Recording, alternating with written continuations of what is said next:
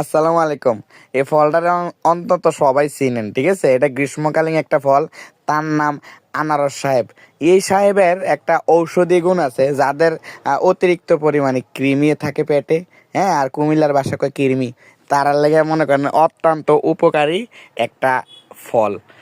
আর মনে করেন এটা সবসময় ইদানিং পাওয়া যায়, কারণ বর্তমানে মানুষ 12 মাসি ফল চাষ করে, 12 মাসে পাওয়া যায়। তো কৃমির ওষুধ যারা খাইতে না চান, হ্যাঁ, তাদের জন্য এটা জরুরি একটা ফ্রুট। খাইয়া মনে করেন ইচ্ছা মতো লেটকে নেবেন। মার্শাল্লাহ, আমার আবার মনে করেন কৃমির সমস্যা নেই, তারপর আমি খাই। হ্যাঁ, মার্শাল্লাহ কইছি এই কারণে, কারণ আপনারা আমার খানা দেখে যদি মুখ লাগাই দেন, তো আপনারা মার্শাল্লাহ যদি মুখ দিয়ে নাই, আমি মার্শাল্লাহ কইছি এটা শুনলেও চলবো, আমলে লইন, ঠিক আছে? বাইরে ভাই এমন একটা রসালো ফ্রুট, বইলা বোঝানো যেত না।